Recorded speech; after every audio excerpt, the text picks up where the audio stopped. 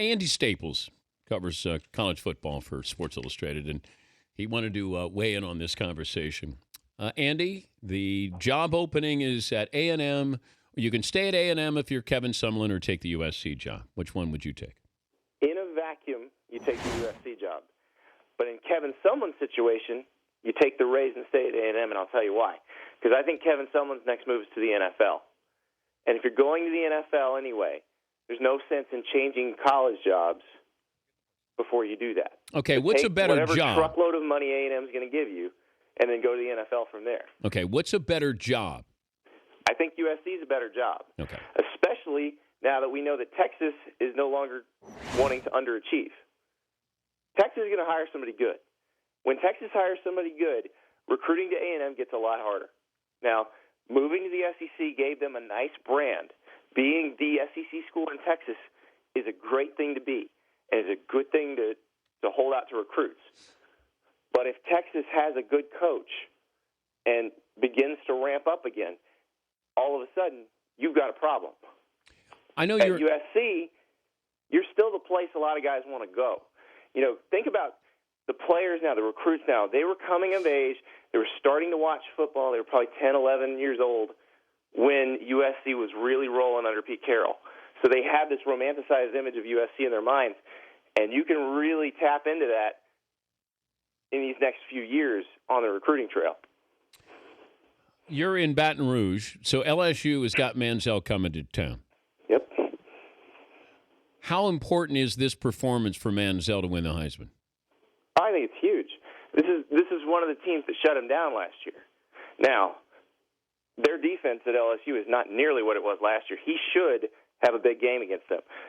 The problem is their offense is not what it was at LSU last year.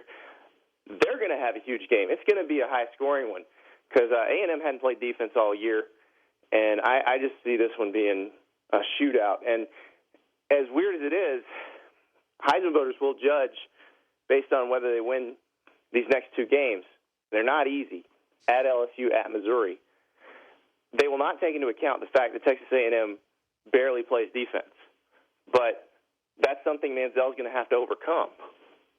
Yeah, it'd be hard to have 4 losses and win the Heisman. I know RG3 had 3 losses, I think, at Baylor. But Tebow did it. Well, Tebow had 3 in the regular season and then 1 in the bowl game. But, yeah, it's not easy. It only works in a season where there are not a lot of other good candidates.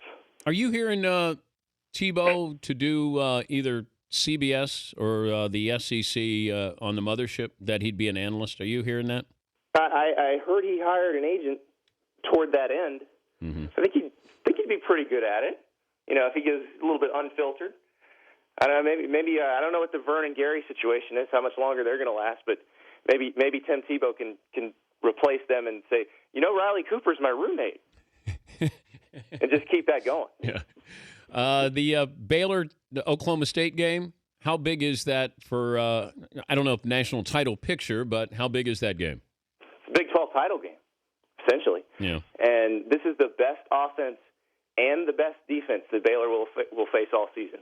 If they can win in Stillwater, if they can win the way they've been winning in Stillwater, then wow. I mean, they probably deserve every bit of accolades that they've gotten. Even if they scrape by, it's a good win. But Oklahoma State is really good. The loss to West Virginia came at a time when they were trying to kind of find their identity on offense. They found it now. And the other part for Baylor, they've got the running backs back. Seastrunk and Martin should be playing, but they just lost their left tackle to a ruptured disc in his back. And that's not a thing you want going into your toughest game of the season. Well, have fun in Baton Rouge as only you can, and thanks for joining us in the conversation, Andy. All right, thanks, guys. All right, Andy Staples, college football writer. The Dan Patrick Show, weekday mornings on Audience.